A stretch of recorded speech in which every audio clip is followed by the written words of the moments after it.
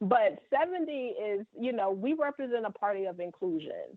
The Democratic Party is a party that prides itself on that. And I feel like 70 is an excellent place to have a strong person who is not afraid to go forth with that idea and belief of inclusivity and then fight for the rights of those who have been silenced. So, I mean, pretty much you can name the population of people and I can say yes. That's something that I'm looking for. Yeah.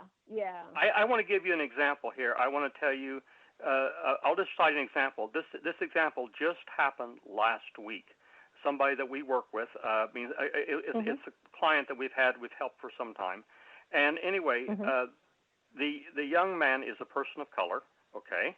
And he happened to be working with a group. The whole team, every other person working there was white, okay?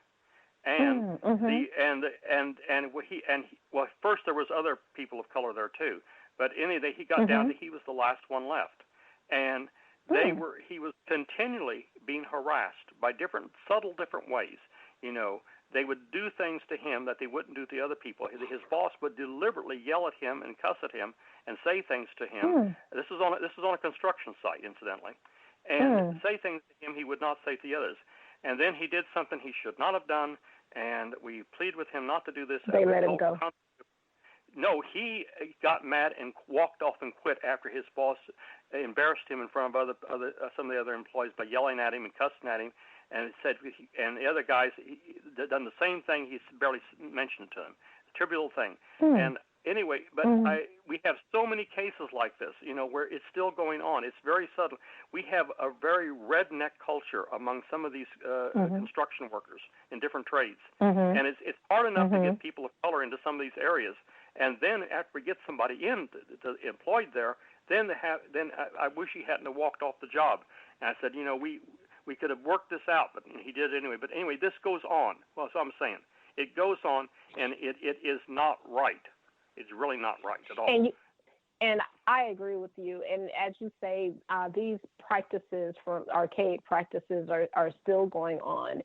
I've heard, a number, I can quote like so many different situations of that. Yeah. Some of the times people don't understand their legal, their legal cases. And sometimes I find it's a matter of, connecting people with somebody of a particular expertise, such as law or different things like that, so that it can be addressed that way. But yeah, these things definitely still happen, and I am baffled, honestly. Yeah, I'm baffled that it still happens to the degree that it is. But it's just I'm not at a loss for words, but I'm trying. Yeah, we have a lot of work to do. And the education is the key part of it, and getting these people into school and continuing their education and trying to help them. And we need programs that will help people actually, I'm going to say it, integrate some of these trades that are exactly. And that's what we have to do.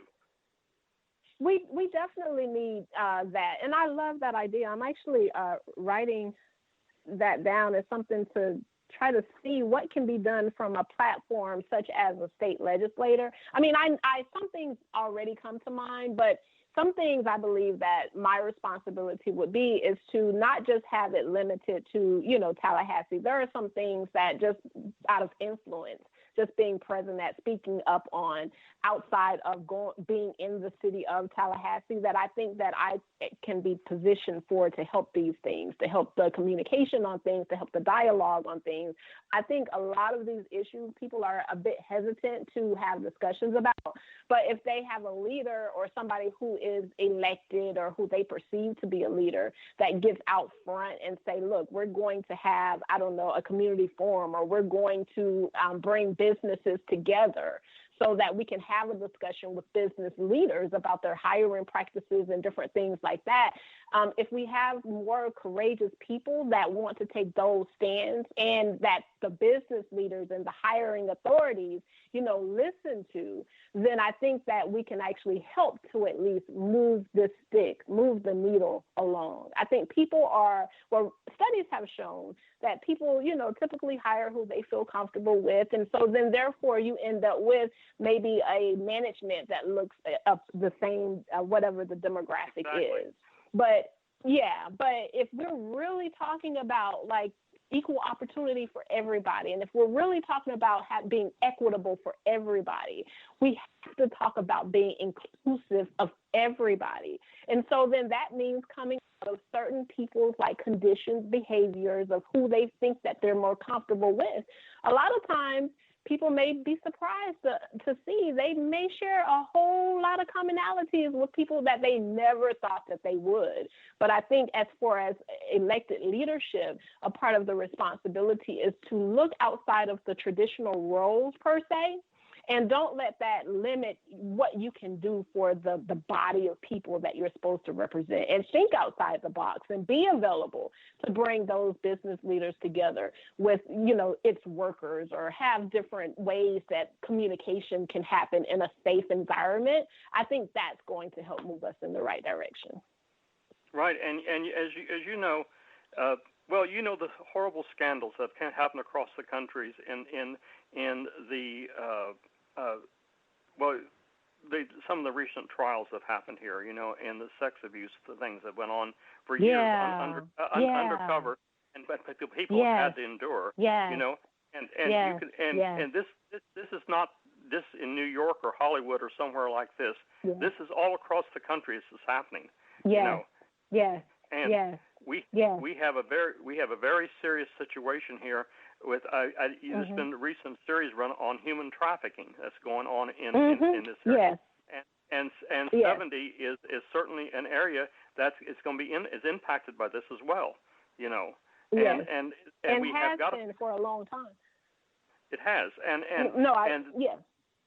I'm sure you know about this, and we've got to figure out ways to try to educate people and get people, out of these horrible conditions where they end up wrecking their lives. These are young kids often, and their lives are just destroyed then. So. I know over in Hillsborough County, just recently, I think they were definitely either number one in the nation or in the top as far as human trafficking is concerned. And when you start thinking about, that's something that, we definitely need to address. I know that I've sat in on different workshops and different things that police departments have done and some other organizations as they try to educate people. But this is something that's affecting like 70, like not from afar, but like in 70. It's something that I definitely feel like should be and can be addressed legislatively. It's just a matter of, getting there and getting bills drafted.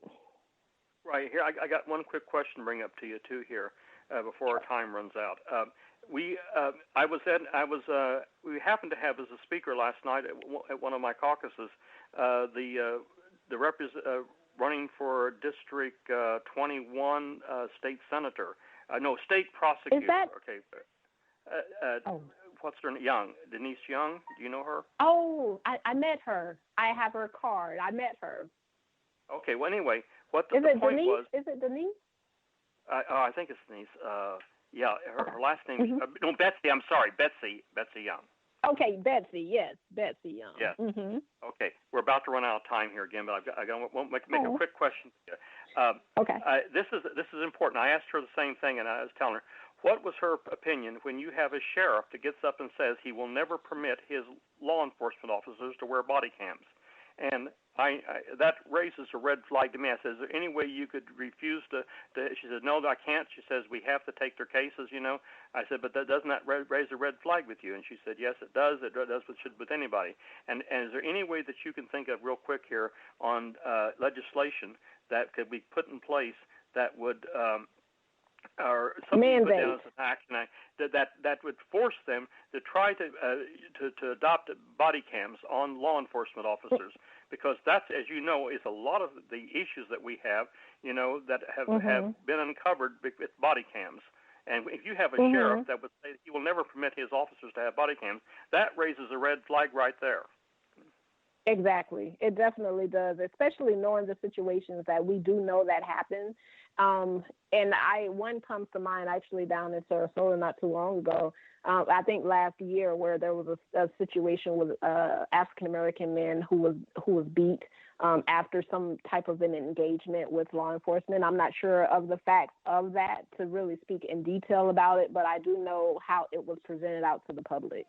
The body cams is something that, should be mandated, in my opinion. They should always be on. And if they ever go off, then I feel like that's something that, that needs to be handled. That should not be allowed. It should not be okayed. It should not be a waiver or a particular period. They need to always be on. And I am making a mental note. I mean, not a mental note. I'm actually making a note to have some discussions about that with some people as to how best to possibly present some kind of legislation that can, address that issue. That's a very good. And we're out of time here. Can you wrap up in about 30 seconds, okay, some of your key points again, and then we'll hope to have you back again in the future here. Yes, I'd love to come back. Again, my name is Keisha Bell. I'm running for State House District 70. 4 things, major points that I'll fight for. Again, affordable health care, quality education. All students should have access. I'm a strong person for anti-discrimination or discrimination legislation, and also preventing future red ties and working against the threat of climate change. Again, this is Keisha Bell. Please look into getting to know me better. Visit my website, www.votekeisha, KEISHABELL.com. And I look forward to hearing from everyone. Thank you. Thank you for being with us, Keisha, today. And thank you, audience, for listening. And we hope you have enjoyed today's discussion. This has been CPNRF on Society Bites Radio, and I've been your host, Steve Ryan. Thank you.